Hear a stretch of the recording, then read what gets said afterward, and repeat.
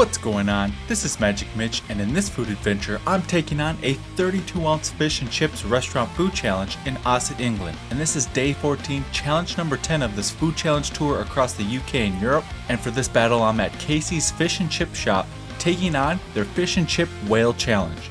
Now for this one, you have to finish a 32-ounce piece of fried cod along with over 15 ounces of chips. Then along with that, you also have to choose from 4 sides, which include mushy peas, curry, gravy sauce, and baked beans. You also have the option to mix and match as you please, so you could go with 2 mushy peas, 2 curry, or 2 gravy sauce and 2 curry, whatever floats your boat. Now if you're able to finish this challenge within the 1 hour time limit, you get the 12 British pound meal for free, which that still boggles my mind how cheap that is, but you also get a free shirt and your picture up on their wall of fame. Now with most food challenges, I try not to get too caught up in the records, but in this case, I did feel like in this particular case, if I pushed myself, I'd have a good chance at setting the new record, which actually was just set by Randy Santel with a time of 11 minutes and 45 seconds. And I thought I would do pretty well here because with fish and chips, it breaks apart just so easily and it has that melt in your mouth effect, which just makes it so easy to eat and it just slides right down. And then I would even say that for the chips as well, because with fish and chips, the chips are actually much softer when they're served than with any other type of meal. And I'm not sure if that's supposed to be the case or if that's just coincidence, but what I do know is it makes the fry ball method a much more effective move in order to eat them faster. Now my strategy for this one was definitely to eat the fish first, then move on to the chips, then the bread, which I'll get to it a little bit here in a second, then finish with the sides. Now one thing with the fish is sometimes that stuff comes out crazy hot, so if I needed to, I'd break it up into different parts so that fish could cool down faster and maybe even snack on a few handful of chips while I wait. Then for my sides, I decided to go with 2 mushy peas and 2 gravy. Now, I did want some variety in there, but I also knew that I could probably suck these bad boys down with ease, taking big ol' heaping mouthfuls by using my big spoon, which might not have been the case had I gone with something like beans. And also in this challenge, I was thinking about going a little more aggressive with the Diet Coke, just because I thought it would help get the chips and the sides down faster, as opposed to using water, and that's just something I would use for my own personal preference. Now coming back to that bread, and this is something I almost forgot about in this challenge, but before the food challenge started, I used some of the gravy that's required for this challenge and spread it into the bread, which I was hoping would soak into it and make it much easier to eat by the time I got to it. And of course, I did run this by the restaurant, and if they would have said no, I would have been completely fine with it. But I figured it wouldn't hurt to ask, and because of it, I was able to pick up a cheeky little advantage, which I was hoping would pay off later. Also, I do want to point out something here that might trigger some people. I don't know how you feel about it. You can let me know in the comments down below.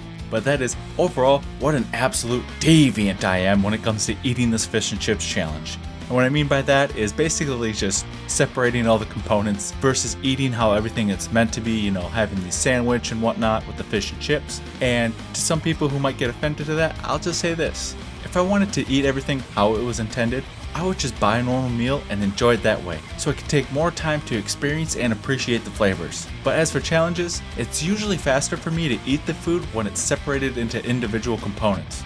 And also for those wondering, I do actually taste the food during challenges, which I think is kind of silly that some people think like just because I'm eating a food challenge at a faster pace, that for some reason my taste buds just go completely numb or something. I can assure you that is definitely not the case. One other quick thing about this challenge is that, man, it was hot. Now, I'm not talking about the food. I'm actually talking about inside the restaurant. It was a hot summer day with lots of bodies in the restaurant to watch. If I remember correctly, there was no AC either, so I did have some nice perspiration action going on, though it's probably not as easy to see unless you were there in person. Now moving on to my thoughts on this food challenge, when it comes to the setup, I'm giving this one a thumbs up. First of all, it's got that gold standard, which I just love seeing that, which is the free meal, the free shirt, and your picture up on their wall of fame for completing the challenge. And again, with this challenge, a 1 hour time limit, that is definitely a generous amount of time. Also, I just gotta mention one more time how crazy it is that this is only 12 British pounds. I mean, I think that's just absolutely nuts. And I can't say this enough, man, I wish there were more fish and chips food challenges out there. I mean, I love these challenges, especially with all the variety. Furthermore, I love the flexibility where you can choose different options for your challenges, in this case the sides. Then as for the taste, again I'm going with a thumbs up on this one. Man, I love me some fish and chips. The fish is always good, as was in this case, and the chips, well, I tend to feel like I'm very critical of them, especially if they're overcooked. Now, at this point, am I sick and tired of chips, fries, and any other similar type of potato? Yeah, I am. Will I continue to say that there's probably too many of them in upcoming challenges? Yeah, probably. But if I'm going to have chips, I'd prefer them to be on the softer side, so I definitely enjoyed these more than most. As for the sides, again, I thought they were enjoyable, even with the gravy being inside the bread. Honestly, I'm sure they would have been even more enjoyable had I mixed and matched them properly. As I said before, if I were eating this as a normal meal, I would take more time to enjoy it, but as far as the food challenge goes, I just didn't know what the consistency of the beans were going to be like. But overall, this is a great food challenge, and I highly recommend it, and if you're in the area, definitely give it a try. And with that being said, if you made it this far into the video and you're enjoying your time watching it, I would greatly appreciate it if you took a few seconds out of your day to leave a little magic of your own by liking the video and leaving your questions and comments down below so we can keep the conversation going. And if you want to see more videos like this one, where I battle all kinds of restaurant food eating challenges, be sure to hit that subscribe button as well as the bell notification next to it, and I'll see you in the next food adventure.